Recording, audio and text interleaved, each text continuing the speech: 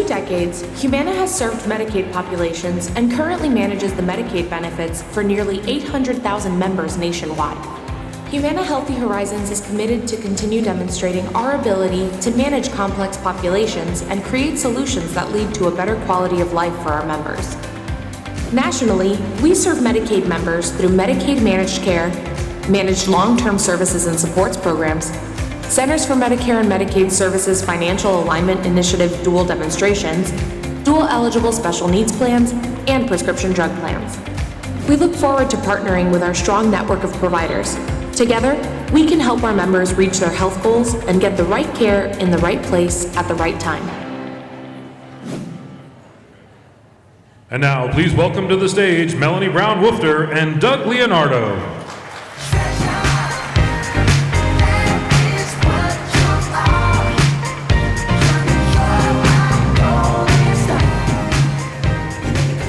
Good morning, everyone. Good morning to those of you joining us virtually. We are in the last day of BHCon 2022. We are thrilled to have you with us. And again, this conference is for you. We handed out awards on the first day, and today we are giving away prizes. I don't know if you can see this. Woo! Amazon cards. Who needs $100 of an Amazon gift card? That's it. All right. So remember to put your raffle ticket in the box here in the middle. So it's on your name badge so that we can draw your name. So how many of you met somebody you didn't know? Woo! Much better. Way to go. Way to go. We are thrilled to have you with us again, and it is my pleasure to be on the stage with Doug Leonardo, who is the former FBHA and FCBH chair. So welcome back, Doug. We are thrilled to have you with us on behalf of Humana Healthy Horizons. Thank you, Melanie. It's great to be back on stage with you and with all these great people. It's been a minute since I've been on stage.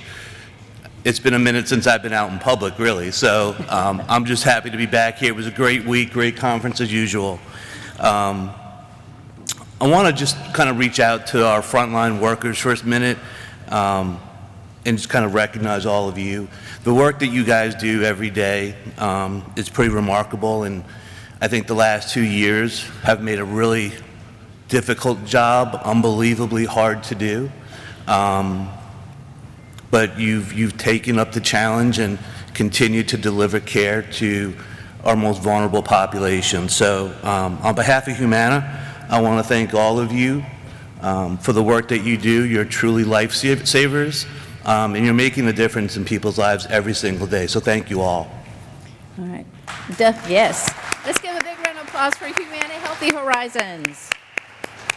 Thank you, Doug, and thank you to Humana for being our sponsor, and thank you to all of our sponsors. You've seen their names on the screen, and thank you to all who stopped by, our exhibitors as well, that helped make our conference possible.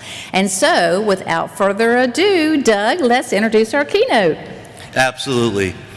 After paroling prison on December 13th, 2008, Tony Hoffman started living out his dream with his addiction behind him. Tony is a former BMX Elite Pro and placed second at the 2016 World Championships in Colombia in the Massive Pro class. Tony coached Women's Elite Pro Brooke Crain to a 4th place finish at the 2016 Rio Olympic Games in Brazil. Tony is an author and substance use speaker who travels over 200 days a year to share his inspiring story with various audiences. Tony's life motto is, the story we create about the experience is more important than the experience itself. Please welcome to the stage, Tony Hoffman.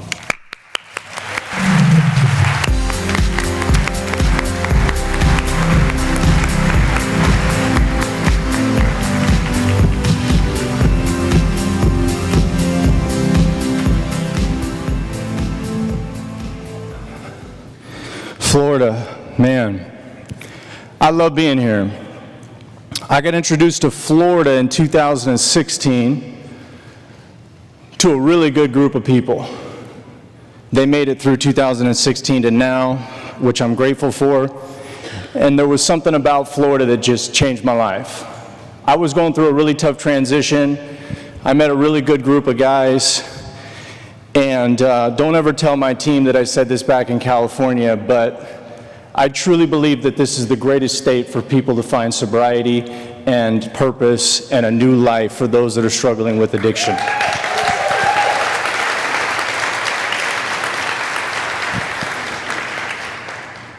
Imagine being in a downtown district or an area where homeless people are populated. You're walking by an individual who's leaning in the gutter.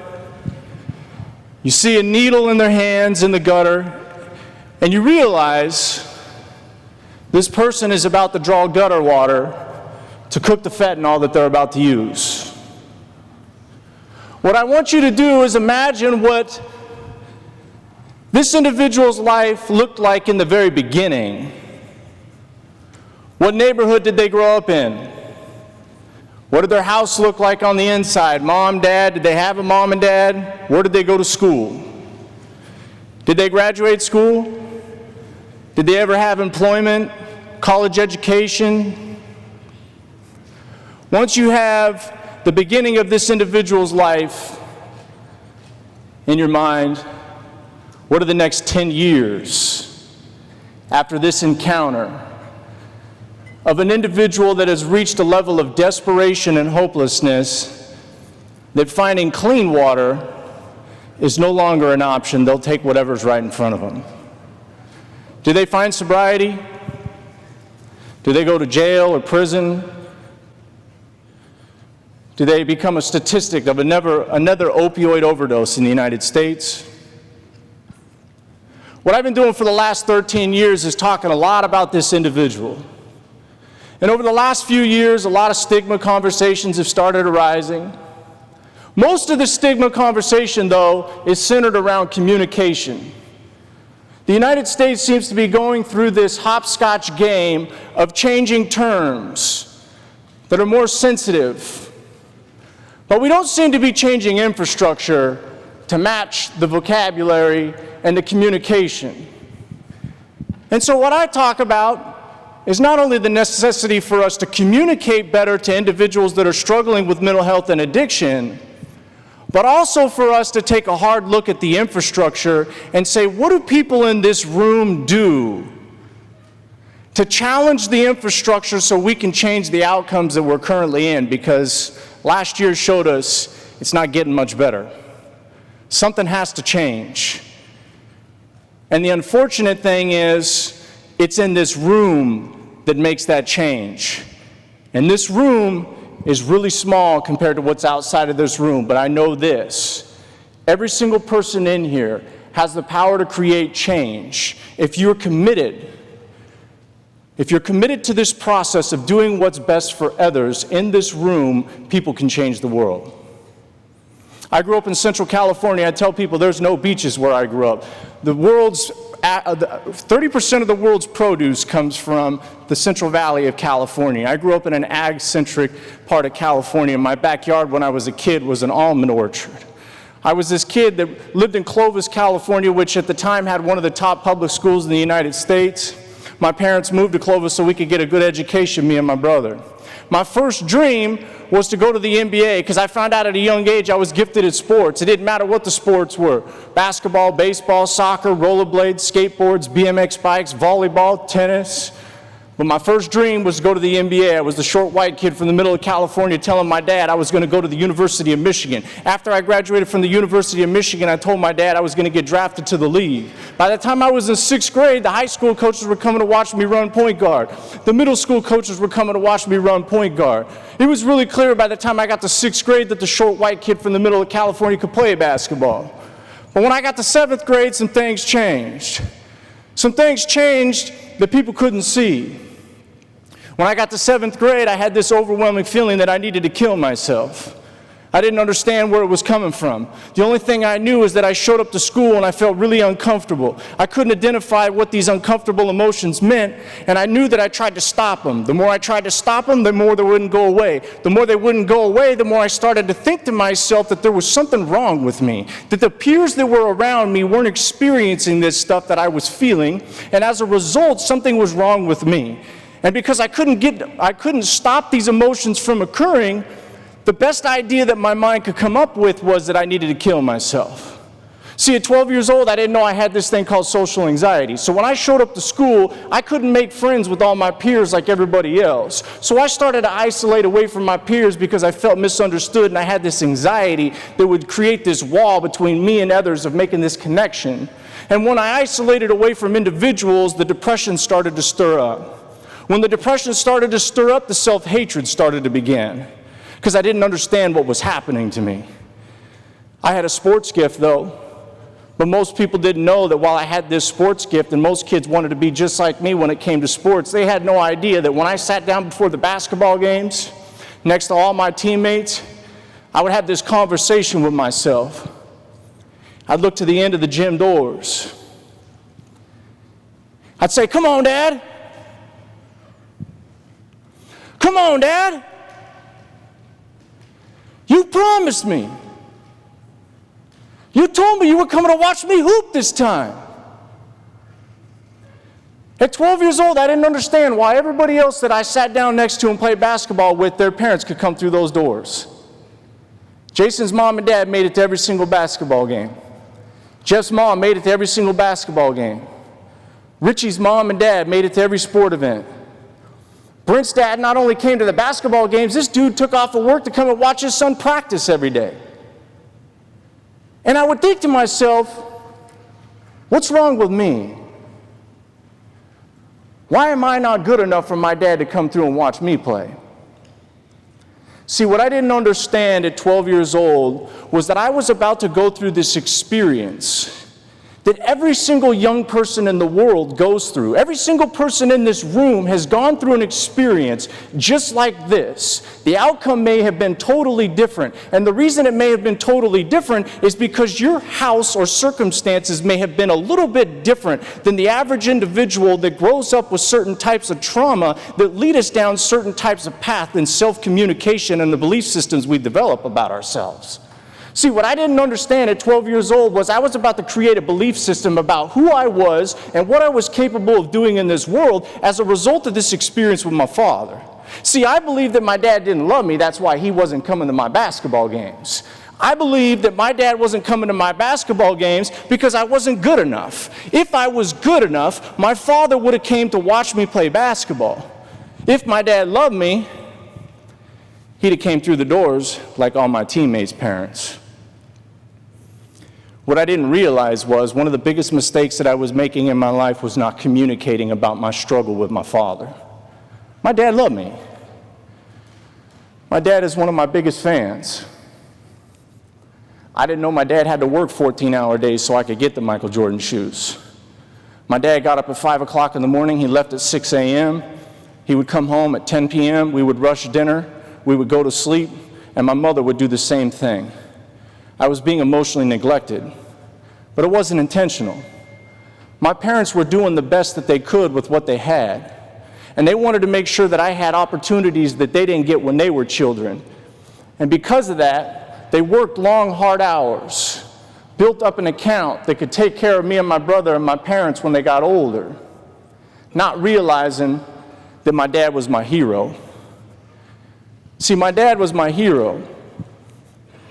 I live in Dallas now, and I'm a big basketball fan still. I have Dallas Mavericks season tickets, and I tell people, one of the reasons that I go to basketball games is because that's where my spirit feels at home. That's when I feel at peace. That's when I feel joy. And what I get to experience when I see a sellout crowd basically showing up for this one guy named Luka Doncic, one of the best players in the NBA, 23 years old. My father could have been the only person in that gym when I was 12 years old, and I promise you it would have felt the same way that I feel when I get to see 30,000 people show up for one man in Dallas. What I didn't understand is that the conversation I had about this experience with myself was far more important than the experience that I was having, because the conversation about the experience that I was having was then going to go drive the behavior that I had in the world. See, when I was a young kid, they said, stay away from kids who smoke weed and drink. They're bad kids. It was that simple. In 2017, I was about to give a keynote speech at a national conference on addiction and mental health in California. they gave me this pamphlet. It was like a brochure. Had a bunch of statistics on there for youth. One of the statistics on there changed my life. It gave me a deeper understanding of myself and others. It said that 68% of kids who smoke weed, use tobacco products, drink alcohol, or other mind-altering substances before the age of 14, 68% of them have been sexually abused. The reason that that statistic was so life-changing for me is because I then started to look back on my early childhood and recognize that these kids that my parents and other parents told us to stay away from, they weren't actually bad kids. They were actually young individuals who were having a traumatic experience, and we don't get to decide what is traumatic. What traumatic is to them is specific to that person. The experience creates an emotion. There's a coping skill at that time in their life. That coping skill determines the outcome, and part of the outcome is determined by the conversation about the experience. Not everybody that's sexually abused ends up on substances.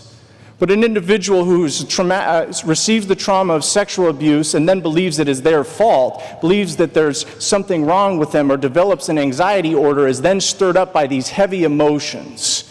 And there's not a person in here that wouldn't try to remove themselves from severe anxiety, from extreme levels of fear. That's what we all try to do. We all try to minimize the discomforting emotions that we feel through our lives. These young individuals that get into this process of changing the way they feel are merely trying to cope with the experience that they're having. At 12 years old, I didn't realize that this is actually what I was doing. 2018 is the first time I started talking about this experience in my life. Because after 8 years of therapy, I had a breakthrough. I used to just tell my story. And then I had a breakthrough. When I had a breakthrough after 8 years of therapy, I started to realize that this relationship with my father, this experience that I was having with my father, was where the belief system, I can't, I won't, and I'll never be able, was concreted. And from that day forward, until the day that I changed my life and found sobriety, I struggled. Didn't matter what was happening. Our job in this room is to create breakthroughs. But we have to understand that breakthrough is not enough. Our breakthroughs need to be connected to purpose. Breakthrough is the revelation of what's happening. Purpose gives us a foundation for what we do with what happened to help other people and change our lives in the process. We must learn to create breakthroughs and connect them to purpose. Purpose is perspective about the breakthrough. At 12 years old, I had none of this. At 12 years old, I felt like I was in a boxing ring. I was getting beat up every single day. The bell would ring. I'd go back to the corner by myself, and I would look at my opponent with a whole team of people, putting ice on him, giving him water, telling him, watch out for the jab, move back a little bit, while I sat by myself. I'd sit by myself, and I'd wonder, why is this happening to me? I don't understand. I didn't realize I felt alone. I didn't realize that I felt incapable because of this loneliness. What I try to tell people is that we are making a lot of mistakes when it comes to youth. We're disconnecting individuals who are already disconnected. This room, and many of us that are a part of groups and organizations that may be working with kids, we have to find ways to connect kids who are struggling, not disconnect them. What I mean is, if a kid is struggling at a very young age, we know that they're experiencing trauma. Why would we take them from a location where connection exists and then put them in a room so they feel more disconnected and they feel more like something is going on with themselves? To me, that's the greatest stigma in the world, is, hey, you can't be over here with these individuals anymore. If you would have asked me 5 years ago if we should be kicking kids out of school to break the rules, I'd say, yeah, there has to be some type of accountability. Now I'll tell you this, if you have a football star that's struggling to pass a drug test, don't kick him off the football team. That's probably all that person has. If we take football away from them, what do they have? We should be thinking about how to bring in our services into the football team. Not just for that person, for the person that's struggling that's not saying something. For the individual that may struggle after football is over, after high school is over, after the school year is over and they go home to summer. Our program should be connecting all individuals, not just removing the ones that we know are struggling and trying to provide them services individually. At 12 years old, I believed I can't, I won't, and I'll never be able. Shortly after that, I got kicked out of school. I got kicked out of 7th grade for getting a girl weed. She came up to me and she said, Hoff, I'm looking for some weed. You know where I can get some weed at? I said, yeah, I know where I can get some weed at. This guy in my guitar class is always talking about getting high, showing up high with weed. So I hit him up and said, hey, can I get some weed from me? He said, yeah. Meet me tomorrow morning. I got the weed from him, sold it to the girl. She gets caught with it. When she gets caught with it, I get kicked out of 7th grade for selling weed. This is how I found the BMX bicycle. I find the BMX bicycle because I get kicked out of school and my family says you're no longer going to be doing what you were doing. You're going out to the BMX track with the family because my brother was racing at this time. So I got involved in racing the summer of 7th grade, going into 8th grade. By the time I was a senior in high school, I was on the cover of the largest BMX racing magazine in the world. I was ranked #1 in the country for points. I was sponsored by Fox Racing, Airwalk shoes, Spy sunglasses. Most people would have said, don't worry about Hoff, that guy's going to go off race BMX and be super successful. My sports gift was showing up on a bicycle as well. Most people had no idea, though, when I took my helmet off, I wanted to kill myself. When I took my helmet off, I had social anxiety issues. When I took my helmet off, I had depression issues. My depression issues were so bad by the time I was a senior in high school, I had Saturday school every single weekend. And the only reason I had Saturday school every single weekend was because I had trouble getting to first period. And if you brought my English teacher up here right now, she would tell you that Tony didn't show up to my class because he's a punk. He just didn't want to be here. What she didn't understand was, in my house, I didn't have substance abuse as a learned skill. In my house, I didn't get taught these behaviors when I was really young that were extremely self-limiting. My parents were workaholics. So the first coping skill I developed for my struggles was sleep. If I was asleep, I didn't have anxiety. If I was asleep, I didn't feel like I wanted to kill myself. If I was asleep, I didn't feel depressed. So when I woke up in the morning, I felt this anxiety, this depression, this suicidal ideation. It was so overwhelming that I told myself, just go back to sleep. So I didn't have to feel what I was feeling. It felt like I was crawling to school. And school was one of the things that helped me because more I was around people, at least it minimized what I was dealing with. But most people would have said, don't worry about Hoff, that guy's got it, he's got it together. They had no idea that the only thing that was holding me together was the one of two things I think every human being needs to keep their mental wellness in balance. The one thing I had was an activity that connected me with like-minded individuals in a self-empowering way. The other piece that I was missing was a safe place to have a conversation about my experience. So at 18 years old, I'm on the cover of this magazine and people think that I got it all together, don't worry about him. They have no idea, I don't even want to race BMX. I don't want to race BMX. The average BMXer makes $10,000 to $15,000 a year. You make more money flipping burgers at McDonald's than you do racing a BMX bike. And so I thought life was all about money at 18 years old. And I started chasing after this network administration goal that I had built because I locked myself in my room when I was a young kid as a result of this social anxiety. So I started learning how to build corporate computer networks. I was Cisco certified, Microsoft certified, had my A+, was building computers and setting up networks, and my dream was to go sit in a closet or be backstage away from everybody else and control these networks because my social anxiety didn't want me to communicate with anybody.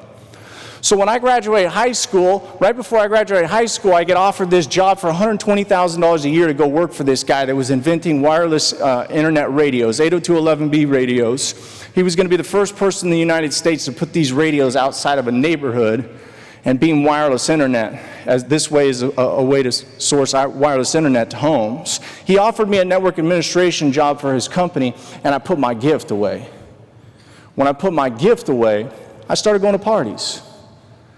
I wasn't traveling on the weekends anymore. I started going to parties. I started going to parties, and I'd see people smoking weed and drinking.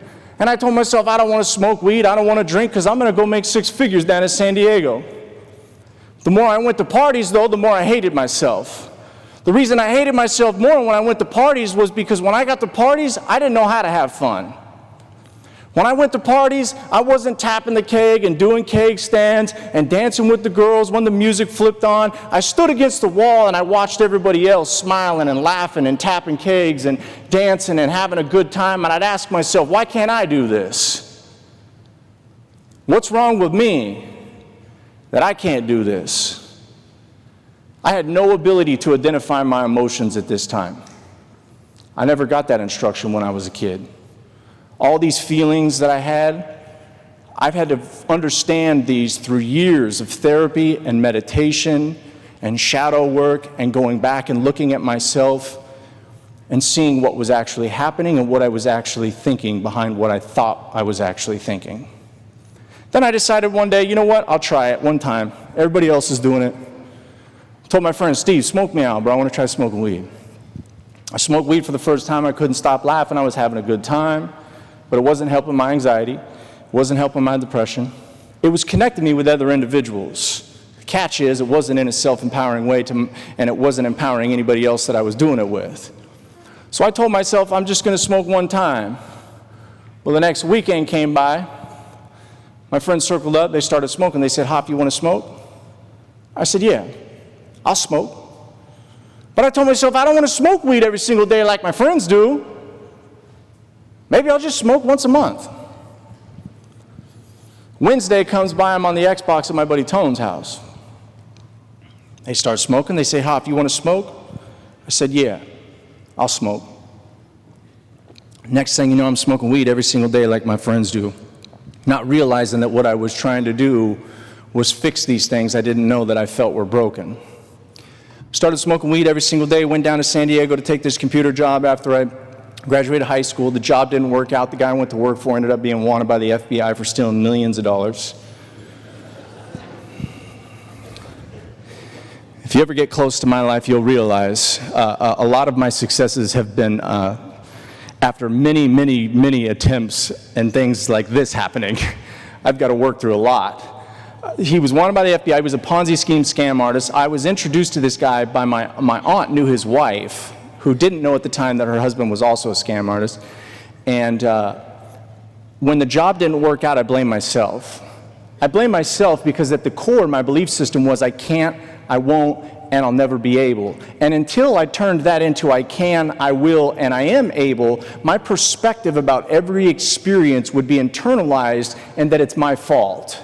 I'm the reason that it's not working out. So my job doesn't work out. I go back home to Fresno, California, Clovis, little city I grew up in. I keep going to parties. And then one day my friend says, hey, you want to split this pill? I said, what is it? He said, it's called Oxycontin. I said, what's that? He says, I don't know. The guy we buy these Vicodin from, he's out of those. He's got this new pill, he said. It's called Oxycontin. He said, it's like Vicodin on steroids. You want to split one with me? I said, yeah, I'll split one with you. I remember the first time that I got high on Oxycontin, instantly, I was fixed.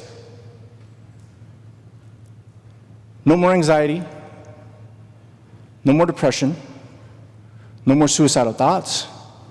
I'm flying around parties. I felt energetic, I felt alive. I was a better person. I thought to myself, why can't the doctors just give me this?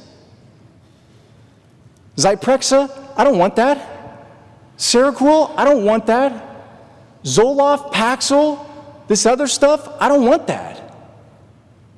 OxyContin gave me that. Instantly took away every perceived problem that I was feeling in my life. And I finally felt like what I felt each and every single one of you get to feel on a daily basis.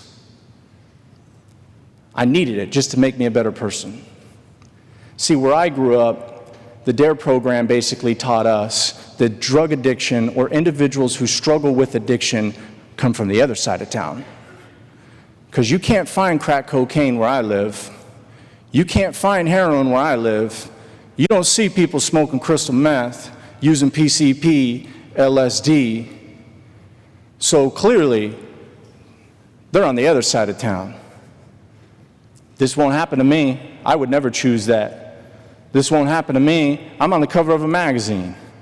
This won't happen to me. My parents are upper middle class earners. This won't happen to me. I come from Clovis. Not realizing that I wasn't going to get to choose whether it happened to me or not. So I got into this process.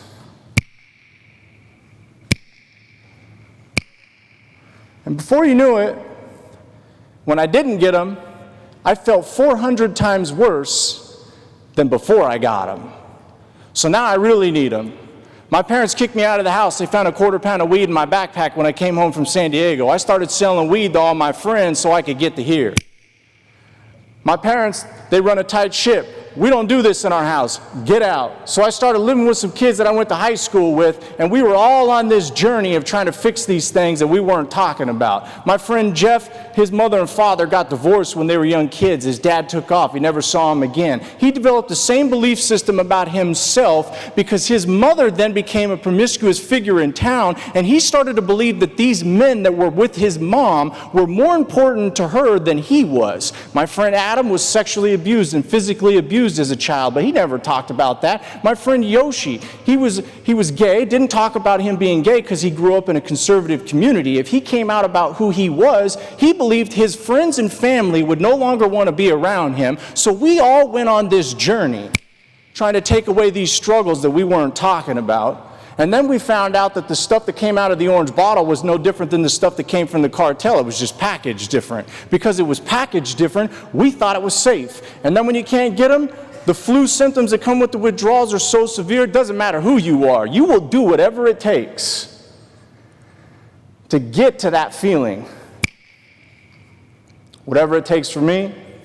2004, I wake up, I'm withdrawing with my co-defendants in the house. I said, let's go to this house. We know there's pills inside this house. He said, are you serious? I said, bro, we know there's pills in there. Let's go. So we drive and get guns. We drive to get guns. In California, you got 6-foot fences that separate all the houses. We walk up to the backyard fence and open it up, get to the backyard. To the right of us was a door. I checked this door. It was open. So we walked through this door. We were in the garage. I remember turning around and looking at my co-defendant. He was shaking. I said, what's wrong? He said, I'm nervous. I said, don't say nothing. Count to 3 and follow my lead. 1, 2, 3. I grabbed this door. We walked into the house. We were standing in the kitchen. I see a lady sitting down at the kitchen table. I put the gun on her face and told her, get up right now. I want all the OxyContin inside this house right now. Get up. This lady gets up from the kitchen table. She makes it right down the hallway. I remember walking down the hallway, seeing the family pictures on both sides of the wall. We get to the end of the hallway, we make a left. When we make a left, I remember looking in the back of this room and seeing a deadbolt locked closet. I knew inside the deadbolt locked closet were the pills that we needed to get us back to here because we were robbing one of our best friend's moms. She had multiple sclerosis and was getting prescribed hundreds of these OxyContins. So when me and my friends started using OxyContin, this guy showed up to a party and said, my mom's got thousands of these pills at home. We didn't believe him. And then he showed up with a freezer bag filled with 40 milligram OxyContins. Said, just give me $5 a piece. We had no idea what that yellow pill could do to us and what that yellow pill did to us. I told the lady, open up the closet. The police report said there was $14,000 worth of OxyContin inside this house. Put the pills inside a pillowcase, told my co-defendant, go get the car, I'll be right out. I remember walking out of her room, I hung her right down the hallway, I see the family pictures again on both sides of the wall. Get to the kitchen, cut across the kitchen, go into the garage, cut across the garage, walk out, open up the backyard fence, start walking down the driveway as my car pulls up. When my car pulls up, I remember thinking to myself, this is the perfect robbery, there's no way I'm getting caught. We were in and out of this house in under 2 minutes. But I know this, when I opened up the passenger side door of my car and I sat down in the passenger seat, the shame and guilt that I felt was overwhelming. And this voice that spoke to me that said, you made the biggest mistake your entire life, you're going to pay for this one. That shame, that guilt. And that voice was so powerful, I told myself I will never rob somebody ever again. My co-defendants couldn't say the same thing. They kept robbing people. They kept robbing people, eventually got caught, ended up on the news. This is before the internet was really a thing. They ended up on the news. The lady we robbed saw my co-defendant on TV and said that guy was in my house. Started an investigation around all my friends. 6 months later, the cops found out where I was staying. They raided the place and they took me to jail for armed robbery.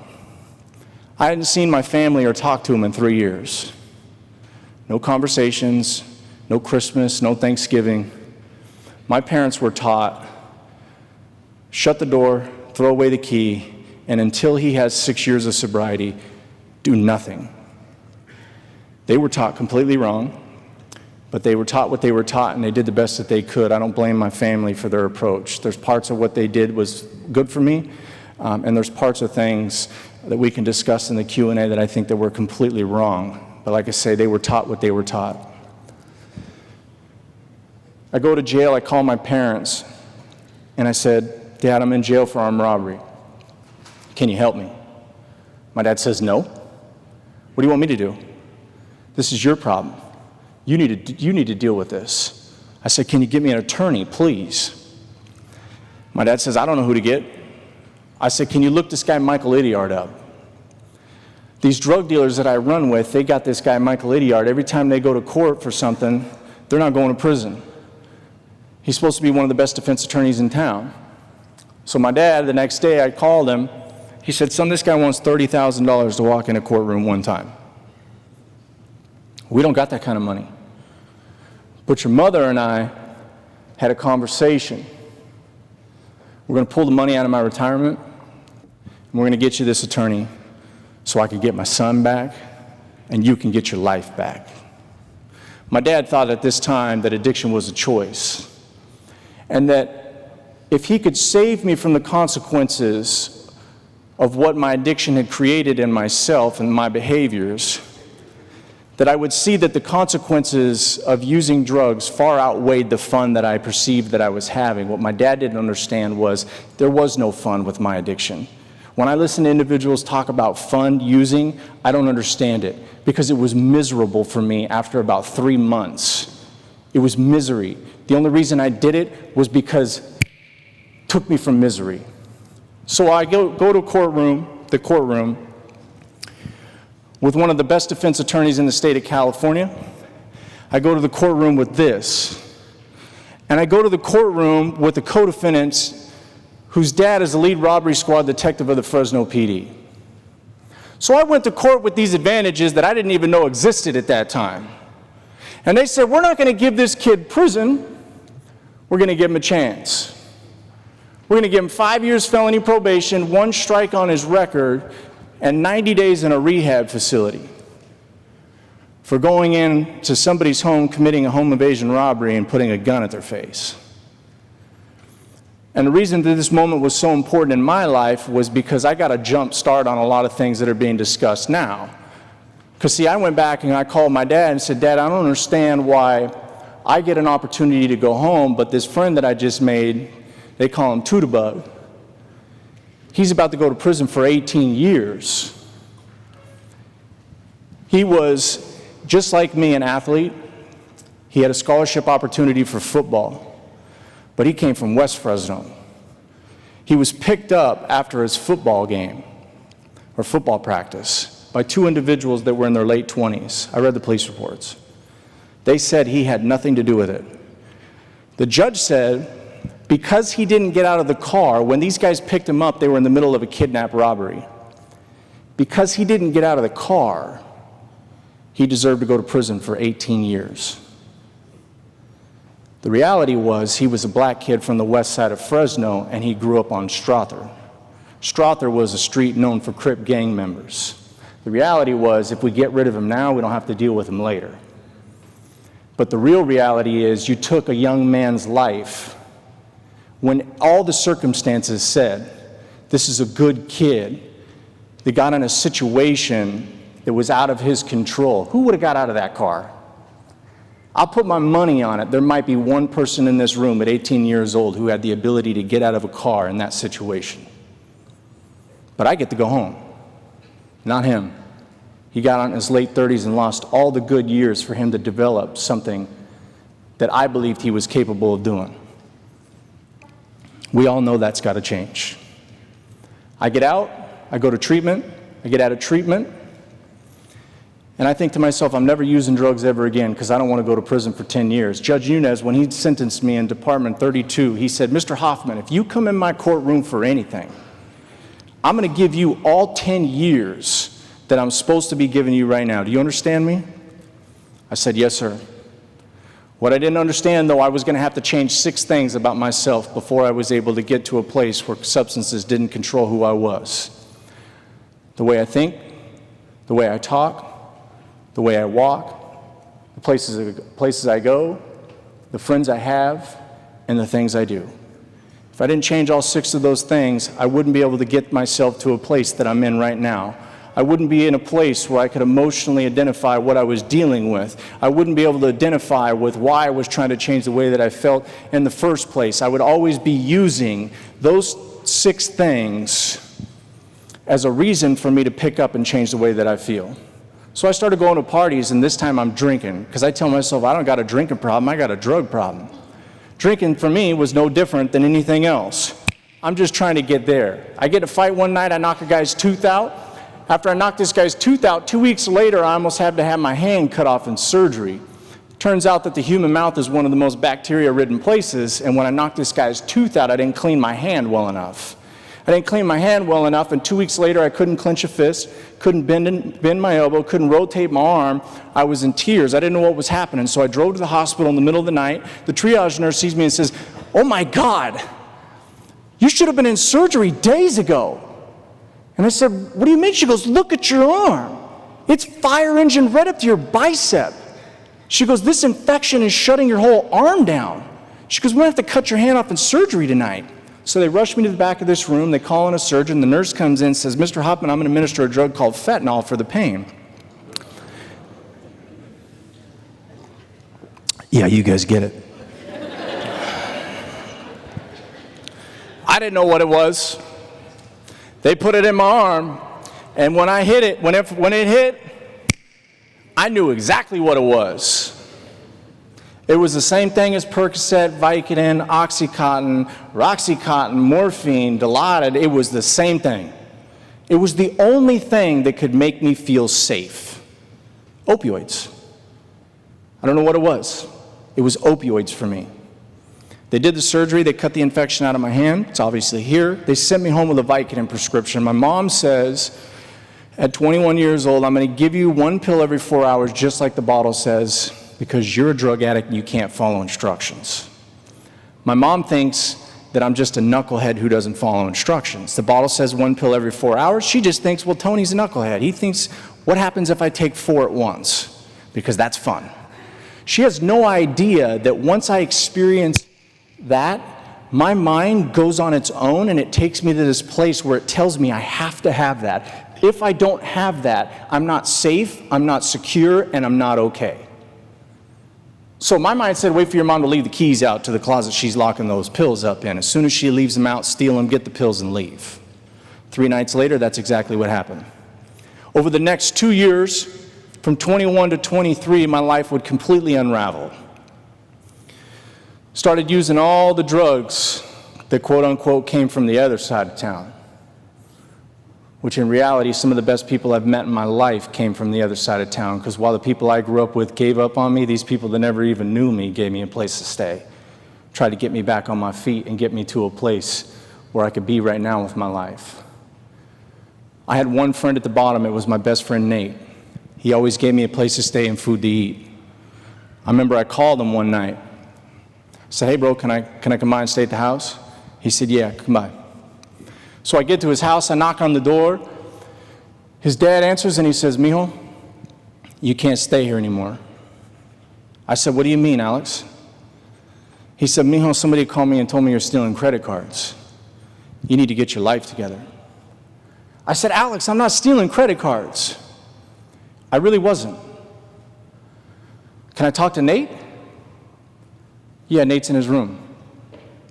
So I walked into Nate's room, I said, hey bro, I need a sleeping bag. He said, why, Hoff? I said, bro, I'm gonna sleep on the street tonight. He said, Hoff, get your phone out. Call somebody. I said, bro, I've been calling people all night, man. I got a prepaid phone, I'm about to run out of minutes. Just give me a sleeping bag, please. He said, fine, Hoff, I'll give you a sleeping bag.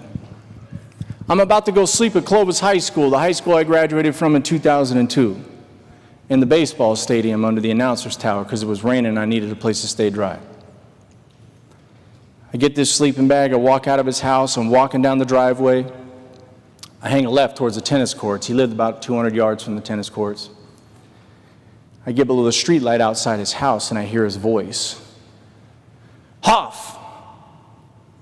And I turned and I looked at him, I said, yeah. He said, look at yourself, bro. What are you doing? I said, don't worry about it, Nate, I got it. That's what we all said. Don't worry about it, we got it. It's not that big of a deal. We'll get jobs, go to college, get married, start families. Nate's been dead for 14 years. He didn't make it. Since I graduated high school, 15 kids, some of them men, that I went to school with have died from drug overdoses. And the crazy thing about it is, they all came from money. They all went to one of the best public schools in the United States. And it wasn't until my school district was blasted on the national news that 22 students since the time I graduated from Clovis Unified had died from opioid overdoses, did they even mention anything about the subject? Because it was easier to just say we don't have a problem. My school district has enough money to develop one of the most state-of-the-art mental health programs that's focused on rehabilitation, integration, and connection. But they continue to use outdated infrastructure that says as soon as somebody breaks the rules, get them out of here. Because they need that 99%. They need to be able to tell everybody that our students follow a rigorous path and they don't make mistakes. But we should be following the statistics that really matter. What's going on behind the make-believe and the fluff? The infrastructure has to change in the childhood because by the time they get to where most of us are at, the belief systems and the behaviors and the habits, they're so deep-rooted. And we all know in here, we don't get enough time with people that need help. As a treatment center owner, they give me 30 days. 30 days. It ain't enough. Every one of us in here know that. We haven't even talked about the employment thing, getting somebody a job that's got a record. For the next 6 months, I slept on the street, behind dumpsters so people couldn't find me, in dirt fields so people couldn't find me. I'd never been so ashamed of myself, so filled with guilt, depression, anxiety. When I moved to Dallas, my new therapist diagnosed me with heavy levels of PTSD. In fact, she told me I usually only see individuals that have come home from war with the level of PTSD that you show. It's because when I was sleeping on the street, I didn't know where I was going to sleep. When I was sleeping on the street, I didn't know if somebody was going to try and beat me up while I was in my sleep. I didn't know how I was going to get to where I needed to go. I didn't know how I was going to get money to get high. I tell people, sometimes I'll wake up in the morning and I'll jump up in a panic And that panic is, I don't know where I'm going to live. I don't know how I'm going to get high. I don't know how I'm going to take care of myself. I don't have all the things that I need, and yet I've been sober for 15 years. The whole experience for me of being homeless changed my perspective on homeless individuals completely. Completely. What I do when I encounter one is so important to me and should be so important to each and every one of you. We can't help everybody, but each and every single one of us can treat somebody like a human being. Just be crazy about it. I took this lady, Mary, one time after this conference in Bakersfield. She couldn't even have a conversation. The level of psychosis that she was in was beyond being able to sit down and have a conversation. I was like, you want to go to breakfast? Sure, she's hungry, so I took her to a restaurant. Everybody thinks I'm crazy because I'm bringing this homeless person who stinks into this restaurant. But you know what? She's a human being. And I know at one point in her life, she was a little girl who needed somebody to show up for her. And the reason she's on the street is because the infrastructure isn't set up to take care of her. And we all know once she gets to the street, trying to get her off the street is extremely difficult. But it's for obvious reasons.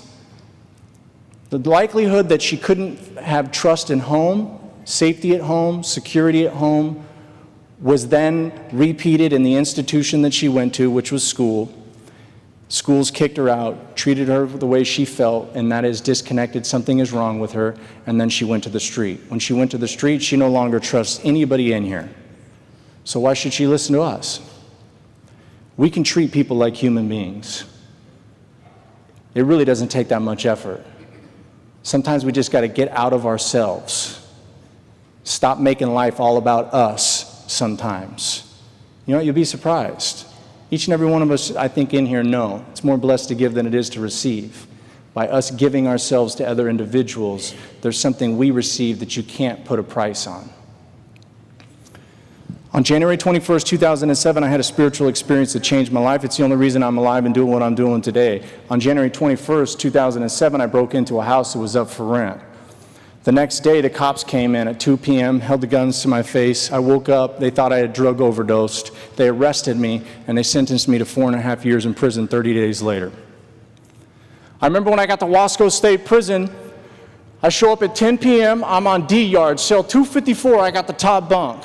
I remember I walked into the cell block, I started going up the stairs, I cut across the tier, I get to cell 254, I'm meted by a skinhead, something that's the furthest thing from my own internal belief systems. He shuts the door behind me as I start making my bed. I jumped up on my bunk before I went to sleep, and I was laying down before they cut the lights off, looking up at the ceiling. I read this quote that somebody had written in the ceiling with a pencil. It said, "Be careful what you think, because your thoughts become your words. Be careful what you say, because your words become your actions. Be careful what you do, because your actions become your habits. Be careful what you make a habit, because your habits become your character. And your character becomes your destiny." And I kept reading it over and over and over. It started making so much sense to me because the spiritual experience that I had that was personal to me caused a breakthrough. That breakthrough led to purpose when I started reading this quote. I started to realize I'm in this place as a result of my own thinking. And I went through everything that I went through so I could have purpose and giving back to others to help people through my own experiences that may be going through something like I did. And something told me I need to do 4 things when I get out of here. I need to race BMX professionally. I need to go to the Olympics. I need to start a nonprofit organization for kids. And I need to become a professional speaker. But I didn't know how I was going to go from a prison cell to the Olympics, because at that time there'd never been a human being in the world that started in a prison cell and made it to the Olympics. But I started reading in this really big book that if you could be trusted with little, yes, you could be trusted with much. What that meant for me at that time was I didn't know how to get up every single day and brush my teeth. And if I can't brush my teeth every single day, how am I ever going to make it to the Olympics? So I learned that transformation starts in a very small way, in ways that most people would think is insignificant. I had a breakthrough in purpose. Purpose gave me the perspective to understand that while it might just be brushing my teeth for me, it was a win. So I started brushing my teeth every single day. But every time I brushed my teeth, it wasn't not to get cavities, it was to go to the Olympics. So every day I started brushing my teeth, telling myself I'm going to the Olympics. Then I started learning how to make my bed. After I learned how to make my bed, I learned how to organize my stuff. Every single day, the intention behind me taking care of these small, insignificant tasks were about getting me to a place where I could be trusted with something like the Olympics. The key really was treating making my bed just like it was the Olympics, because you don't get to the Olympics by luck. You get to the Olympics by insane amounts of discipline coupled with talent. So I started learning how to take care of these small, insignificant things that were right in front of me, telling myself that one opportunity would lead to the next. And then I started asking myself the most important question I'd ever asked myself, and I continue to ask myself. Why do I feel this way? And why every time do I feel this way, do I behave this way? I wanted to understand myself from an emotional place. I started to realize that everything about what I did had everything to do about what I felt. And by learning how to emotionally recognize who I am as a person, I no longer needed to navigate life based on what you guys were doing, but based on what I was feeling and what I was working through and growing through to get me to the place that I wanted to be in my life. And then I met the greatest mentor of my life about 11 months into my prison sentence. African-American gentleman named Toby Wade, serving a life sentence for murder. Every day he would study this big book, and I needed answers because I was doing the same thing myself. And I would go up to him and I'd say, can you help me? He'd give me answers. I said, "Hey man, can I study with you?" He said, "No, I study alone." I said, "Okay, dang. I get that I'm white, we're not supposed to be talking to each other, but pretty sure that book says that we should be cool with each other, right?" One day, I'm asleep taking a nap after I worked out on my bunk. I looked up, it was Toby Wade. For the next 12 months, 12 and a half months, 13 months, 12 and a half months, he gave me 6 hours a day. He said, "Listen, youngster, we're going to study. We're going to study every day. You don't get to tell me what we're going to do. I tell you what we're going to do. And you're going to do this, and you're going to take it serious." I said, "You got it, man, I promise." 6 hours a day. Greatest mentor in my life. A person that society says should never be let out of prison. Was the one person, and in prison, the opposite skin color of me, which we're not even supposed to be talking. I didn't care, he didn't care. We both came together, and what he gave me is a big reason that I'm standing on this stage today. He gave me the blueprint of faith, discipline, commitment, honesty, forgiveness. These principles that I carry with myself, integrity, that have allowed me to become a person who's achieved the things that I have achieved. I paroled prison December 13, 2008, a different person. I meet my parole agent, Agent Mason. He says, "What are you going to do?" I said, "Well, I'm going to get back on my bicycle. I'm going to race BMX professionally." I said, "It's not a joke. I've been on the cover of a magazine. I brought the magazine so you understand that I'm very gifted on a bicycle. I'm 25 years old." Man, y'all already know where this is going. I said, "I'm going to go to the Olympics." I said, "I've been training for the Olympics since I was in prison." And I said, "I want to start a nonprofit organization for kids at some point, and I want to be a professional speaker." He said, "Who brought you here?" I said, "My mom did." He said, "Go get her." I said, "You want me to go get my mom and bring her in here?" He said, "Yep." So I walk out to the parking lot. I say, "Hey, Mom, my parole agent wants to meet you." And she said, "Anthony, are you serious?" And I said, "Yeah, Mom. That poor woman, she has met every principal, every counselor, and my parole agent." She never hesitated, though, that woman. We get in there. He says, ma'am, do you know what your son's telling us that he's going to do? She said, are you talking about him racing his bicycle? He said, yeah, going to the Olympics. Says he's going to start a nonprofit organization for kids and that he's going to become a professional speaker. And my mom says, that's right. He's been talking about it since he's been in prison and working hard for it. He said, ma'am, your son's full of shit. Swear to God this happened. Swear to God, Mason.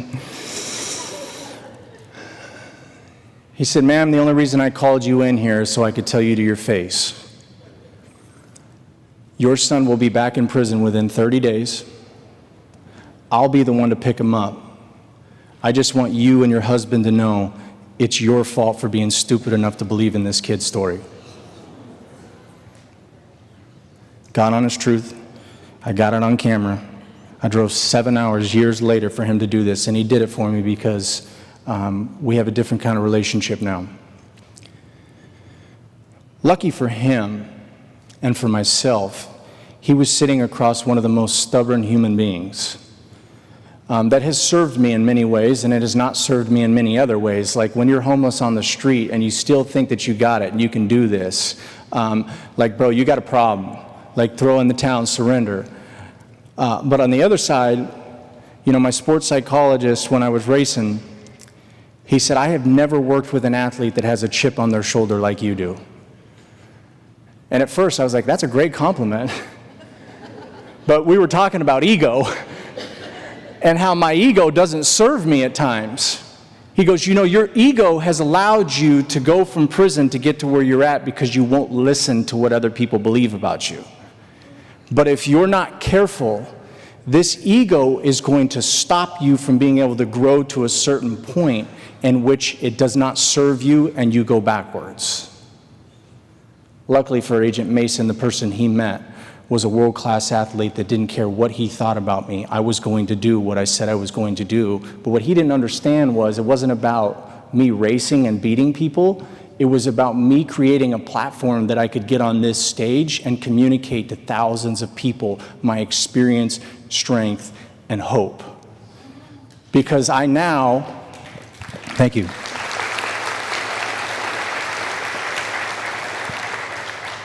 I now understand what life is all about.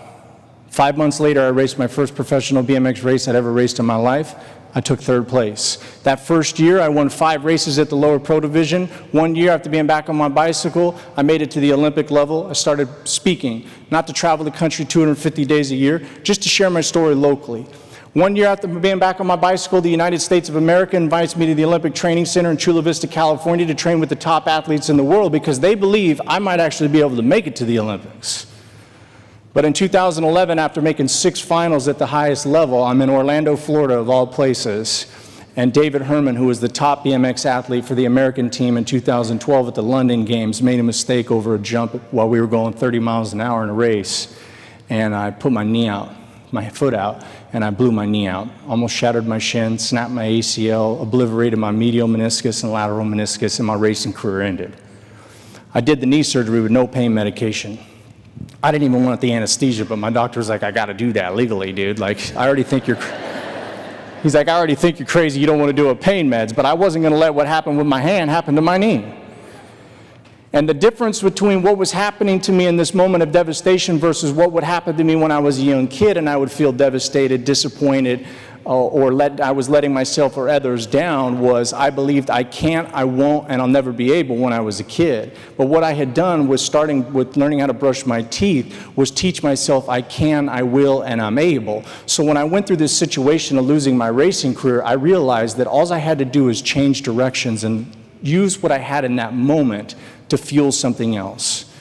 My nonprofit organization that I started in 2012, my coaching for BMX athletes that I started in 2012, and my speaking that I started when I got out of prison. By the time 2016 come around, my nonprofit was raising over $120,000 a year. I had become one of the most sought after substance abuse and mental health speakers in the United States.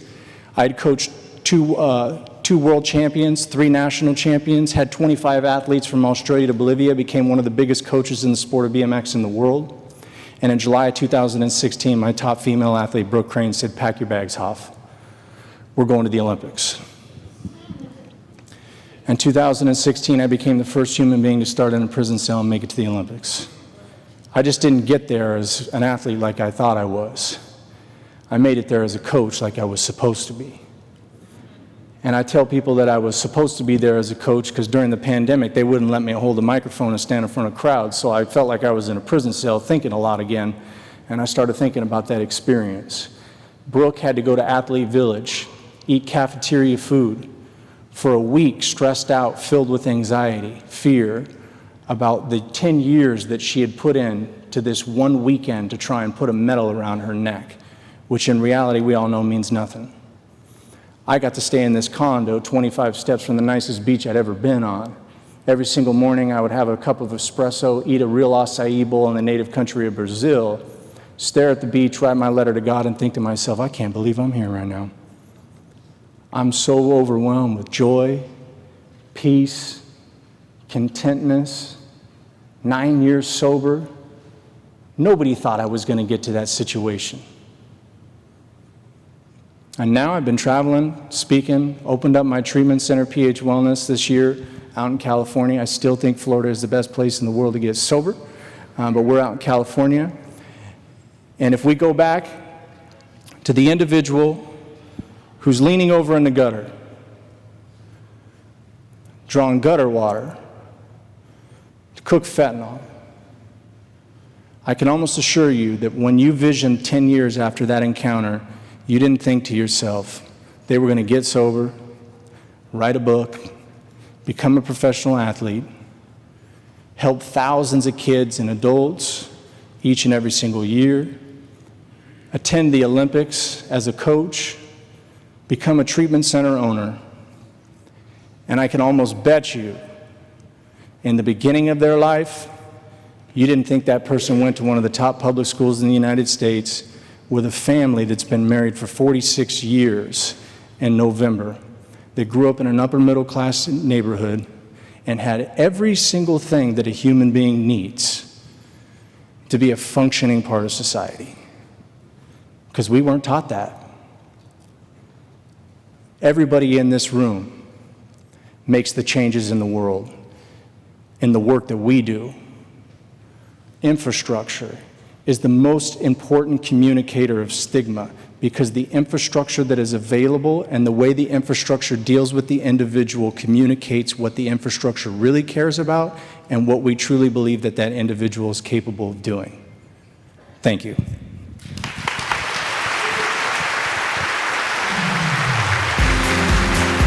Thank you.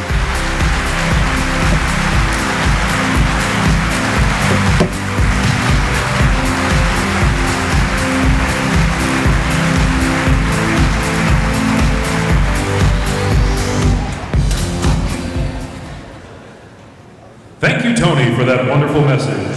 Please now welcome back to the stage Melanie Brown-Woofter, joined by Jan Carnes, CEO of Hanley Foundation and the chair of FATA.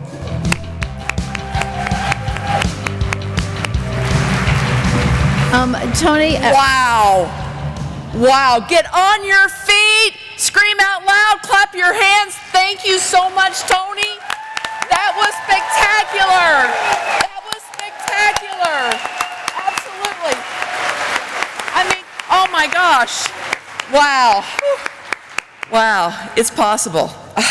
It's possible. Fantastic. Jeez. And we are so excited. We want to keep that excitement going. So if you have your badge and you haven't put your ticket in that bucket right there, get on your feet, jump up, and go put your ticket in that box right now. Let's go, let's go. Everybody already got their ticket in there? Oh, I see you. Come on. Come on now. Let's hustle on this. We're dying to give out some prizes. Let's get going. Come on. Come on down. Let's go, let's go, let's go. Come on. Move it faster. Come on. The red one. Let's hit it. Y'all can do this. All right. They're coming to the well, Mel. They're coming to the well. All right, it won't be long and we'll be able to give away these gift cards for $100, $50, $25. Somebody's going to get lucky. And while you all are walking up there, I just want to give another round of thanks to Tony for being here this morning and sharing his message of strength and hope. Oh, my word. We have had some really incredible speakers. My gosh. Absolutely. And what a great conference. I mean, every session was amazing and packed. And you all feel that way? Is your tank full today? Are you ready to go back and make a difference in your job and in your family and in your life? I'm inspired. I'm inspired. Okay, keep coming. I see you. I see you. Is everybody almost in there? There's a few more. All right, keep coming, guys. Drop them in. Wow. You know what? What's the blessing about a week like this is that truly, our tanks are filled. And you know, when we can walk out of here, and remember the most important thing you can do is share the things that you learned here with someone else. Because you know, you hear it, you see it, you touch it, but when you share it, it really embeds itself in who you are, in your brain, your mind, your body. So take the best things that you've learned and go out there and share them with someone else on your drive home. Here we go. All right, we're going to get started. Everybody's got your ticket in here. You have to be present to win. So, all right, shake it up. Shake it up, baby. All right, I'm going to pull the name. Jan's going to read it. All right, Jan. Okay, here we go. Jane Tingley. $25. Jane Centerstone. Come on down. Woohoo! Come on down.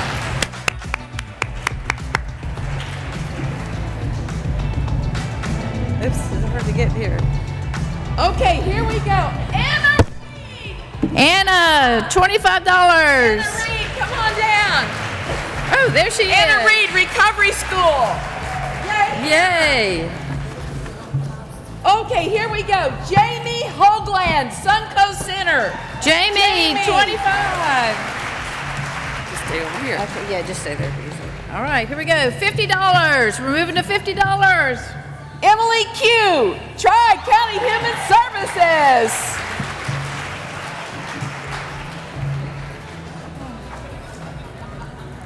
Emily. Okay, right. Jonathan Weeks from ChildNet. Jonathan.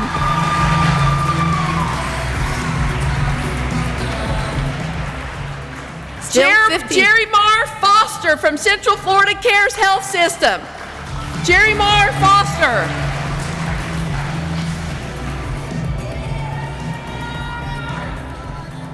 This is fun. Yes.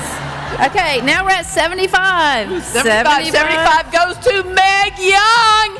Come on down, Meg Young.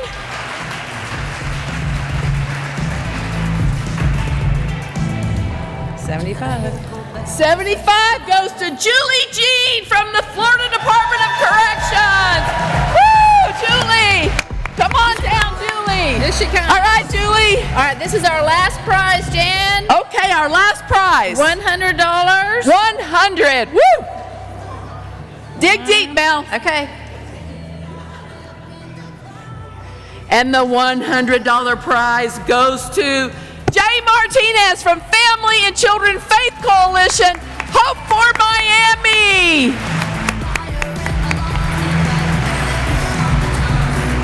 Are you here, Jay? Jay, awesome. Awesome. Woo! Way to go.